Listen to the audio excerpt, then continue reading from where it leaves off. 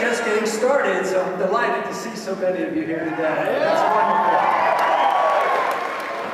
Now this is an important year for us. There's an election coming up. I don't know, did anybody notice there was something going on in Tampa a few weeks ago? Yeah. So, but there is a lot of excitement right now because we are dealing with a lot of important issues, and they're especially important for young people to thinking about them because some of these things are falling on your shoulders, and this is the reason I like so often to come to the universities, and did this a few times in the last couple of years, as a matter of fact in the last 4 years. So I am so pleased that when I get a chance that the response is so favorable, because I don't come promising and saying that all we need to do is go to the government to solve the problem. What I would like to do is deliver back to you your God-given right to your life.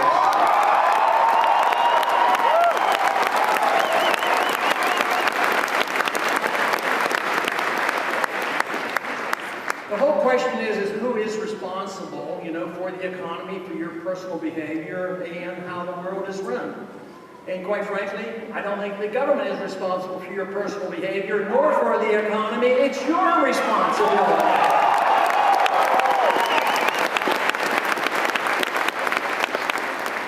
There's been a lot of talk lately about the fiscal cliff. The fiscal cliff is that event coming up at the beginning of the year. They're terrified that there might be some cuts from the sequestering of funds. But the whole thing is that there aren't any cuts in sequestered funds. There's only cuts on proposed increases. So there aren't any actual cuts. But both sides are hysterical that maybe that the increases won't be as big as they were planned to be. But also the taxes will go up significantly if they don't do something in Washington before the end of the year. And my prediction is they will. They'll wait till the last minute and they'll delay it, they'll postpone it. But it would be such a disaster to see the taxes dramatically increased on the first part of the year. But my suggestion is rather simple. It's not complicated at all. Those so-called minor cuts, let the cuts come. Don't put the money back in and stop. Don't raise any taxes. What we need are a lot less taxes and a lot less spending, would solve most of our problems.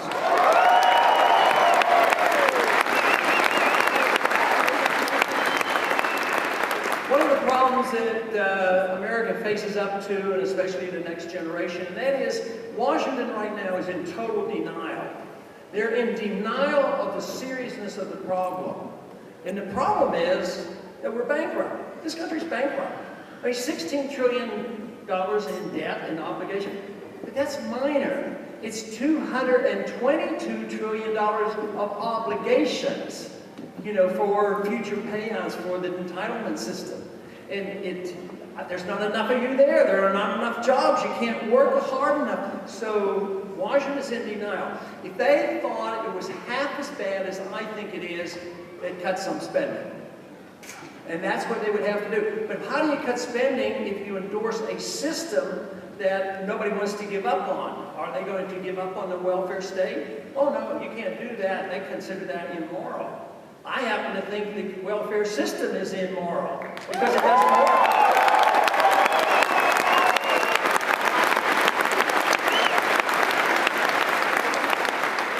The welfare system is voluntarism. It has nothing to do with voluntarism.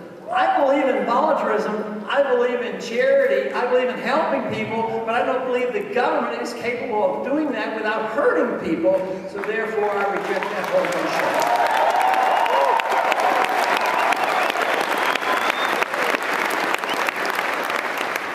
The welfare system works on the notion that the government has this moral responsibility to take from one group to give it to another group. And the argument is always for humanitarian reasons. There are poor people, there are people falling through the cracks that need some help. And it's a pretty powerful argument because too often conservatives and libertarians have a hard time answering that. What do? You don't care about people if you don't steal from this group and give it to people who need or want something or people who won't work. Well, you have to be able to answer that or we won't be able to solve this problem.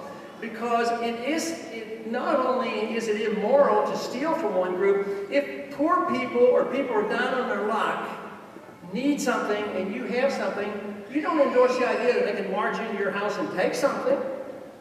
Why should you be able to send a congressman there to march into the house of the IRS and take it and transfer it over there? That's not right.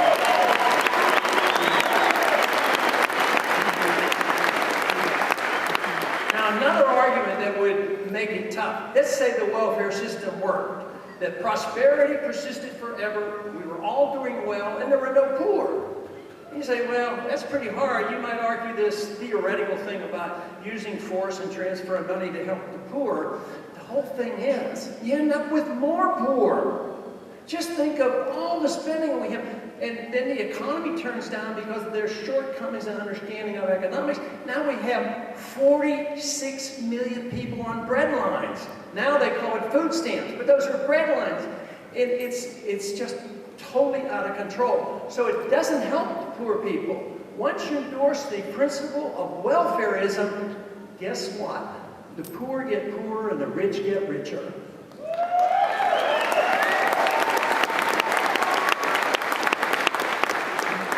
So if you understand free market economics, understand the business cycle, we do know that there's downturns, there are bubbles, and we've gone through this. We're in the middle of this right now. So the whole system was set up to make sure the poor wouldn't fall through the cracks. So the crisis come, which is predictable because of the deficits run up to try to satisfy all the special interests. So we get into the crisis, so the Congress and the Federal Reserve come rushing to the rescue.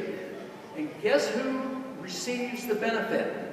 The big banks and the big corporations and foreign governments and foreign central banks, they get the bailouts, and what happens to the poor people that we're supposed to help in the middle class? Middle class individuals lose their jobs and they lose their houses, so it's a totally failed system, and we can't be intimidated by those who argue that if you don't support the welfare transfer system, you're not a humanitarian. If you're a true humanitarian, what you want to defend is liberty and responsibility and a limited government and balanced budgets and honest money.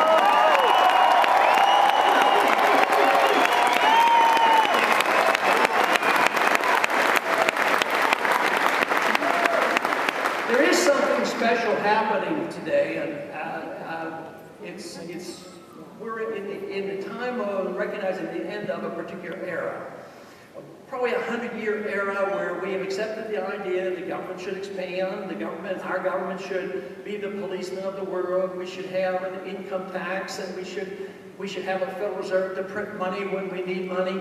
But guess what? It hasn't worked, and what this crisis is talking about right now is that it's a failure. It's a failure of the Keynesian theory of economic policy, and therefore we have the opportunity to replace Keynesian intervention, big government involved in the economy, and replace it with free markets, sound money, and a gold standard. That's what will solve the problem.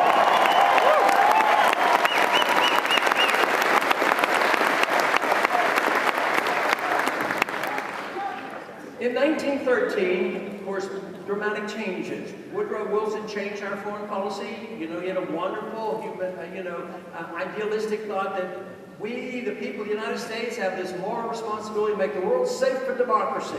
Just think of what's happened since 1913. I mean, we've been in a lot of wars, and they're pretty persistent. But he also knew, and the progressive era knew that, well, you can't do that. You can't usher in the welfare state and the warfare state without a lot of money. So they had to have the income tax, and of course that has grown. At the same time, you had to have the backup, which is the Federal Reserve and the printing of money, which means that a major two-step policy that we could have if you really want your freedoms back in limited government, you get rid of the Federal Reserve and you get rid of the income tax.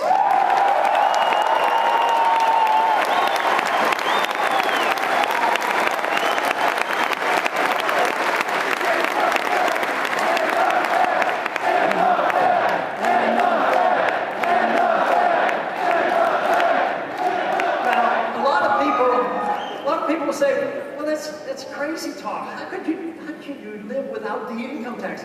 How are we going to pay for the government? Well, why don't you become your own government, govern your own lives, and let you keep your money and spend it the way you want to spend it?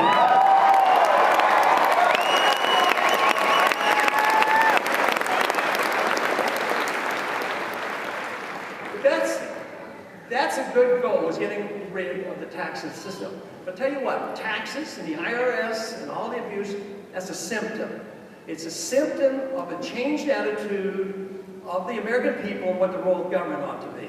The founders had a precise role of what they thought the government should be. It was very limited. Read Article 1, Section 8. Very little authority for the Congress and the federal government to do the things that they've been doing. So what they have done, though, is they've changed their attitude. They've changed their attitude about our responsibilities around the world. I believe very strongly in a strong national defense, but I don't believe in preemptive war. I don't believe in starting wars against countries that haven't done anything to it.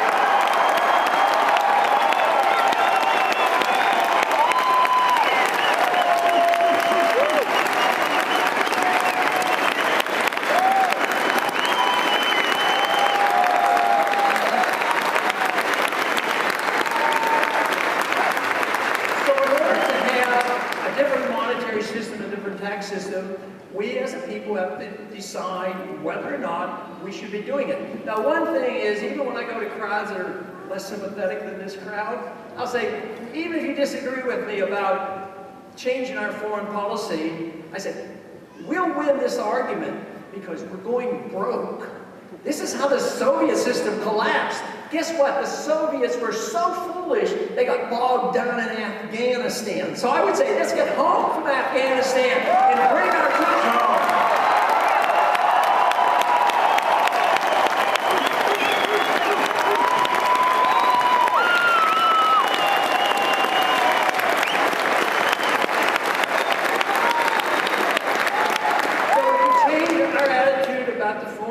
We can have a strong national defense, change our attitude about a welfare system that has failed, change our attitude about free market economics and a sound monetary system and honest money, get rid of the business cycle under those conditions.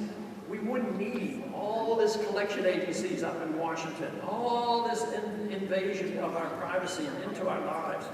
But if that would happen, believe me, this country would change. Right now, we're still a pretty fortunate country. We're pretty wealthy still, but the wealth is dependent on debt and continuous inflation and trust in a currency that doesn't deserve the trust.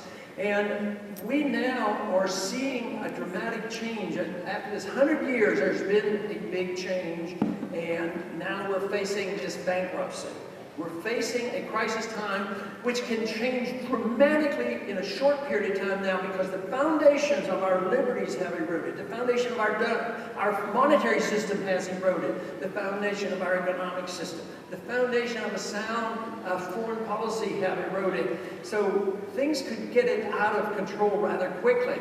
Matter of fact, I consider the most dangerous spot in the world right now is probably over in the Middle East with Syria. I mean, all these things going on over there, and we're continuing involved. Just think of how much money we, the American people, spent on propping up the Egyptians and having this artificial peace with Israel.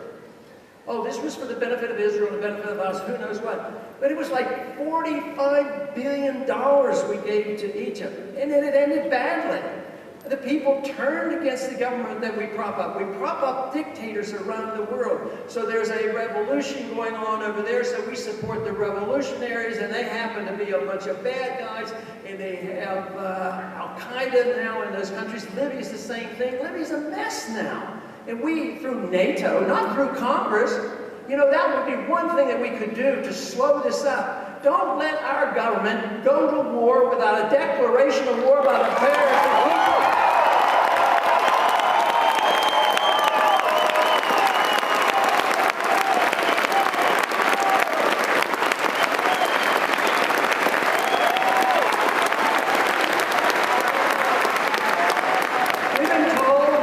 Have told us that they can get the authority from NATO, United Nations. They don't have to come to the Congress.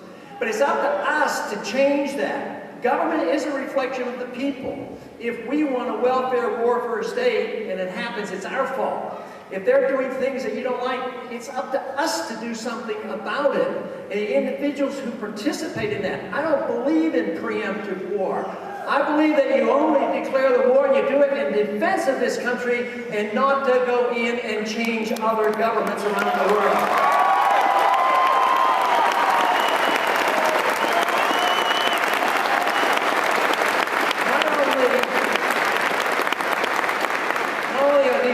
Very costly financially. Think of the cost in life and limb. Not only since in the past 10 years, over 8,000 Americans have died, counting the contractors and all.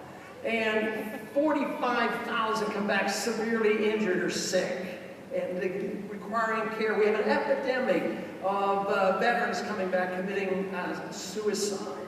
So this is a big cost, but the cost financially has been, it added $4 trillion of debt to us in these past 10 years, and it hasn't worked. The foreign policy doesn't work any better than the welfare system works. So here we go in. Yes, we went into Iraq. Look, still a bunch of Americans believe we went into Iraq because Iraq had something to do with 9/11. Absolutely false. It had nothing to do with 9/11.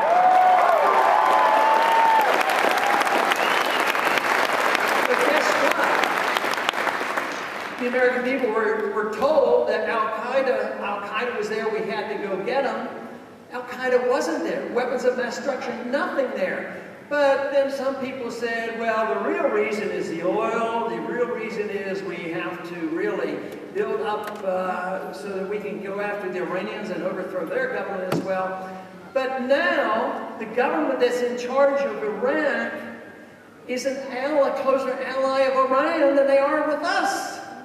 It didn't work. It backfired. The Kurds are very independent now, and there's still a lot of chaos and a lot of killing going on over there. So there's no evidence whatsoever that the foreign policy has helped us. It makes us less secure, and we're at a bigger threat, and it, of course, challenges us financially. So what we need, of course, is a reassessment. A good place to start, whether it's monetary policy or whether it's a welfare system or property rights or civil liberties or the foreign policy, a good place to start, maybe even stop there to improve things, is why don't we make sure that everybody in Washington actually reads the Constitution and obeys the Constitution?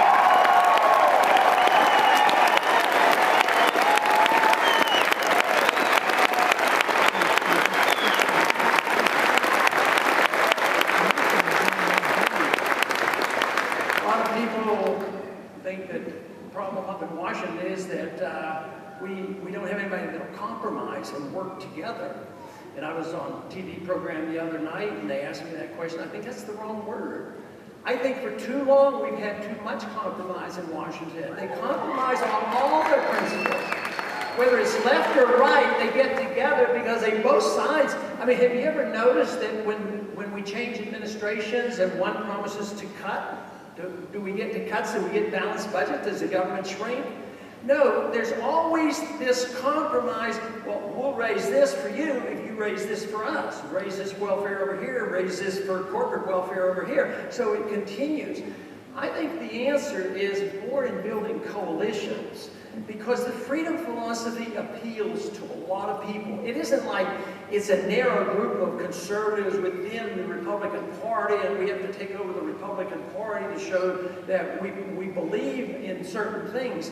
No, there's a coalition. When you look at the Constitution, if you look at civil liberties, if you look at foreign policy, and if you look at economic policies, all of a sudden you have people who consider themselves liberal. They'll say, you're right about civil liberties. This is one of the things that happens under war. Essentially, civil liberties are attacked. So you can appeal to liberals on civil liberties. You can appeal to liberals who say, yes, we're fighting too many wars, and come together and have agreements.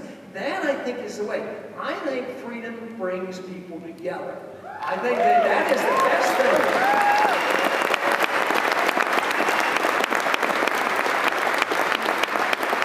Of course, the freedom message on foreign policy is that, yes, there are a lot of problems around the world, It's just that we don't impose those on the American citizens and tax the American citizens or send our children over there to be killed trying to solve all those problems.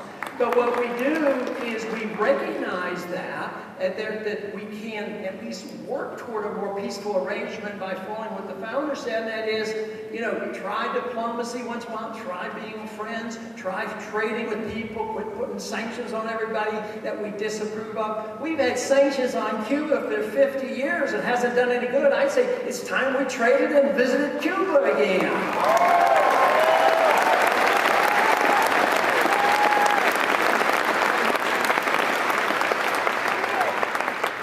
We certainly see how working across the political spectrum, how freedom for the individual brings us together.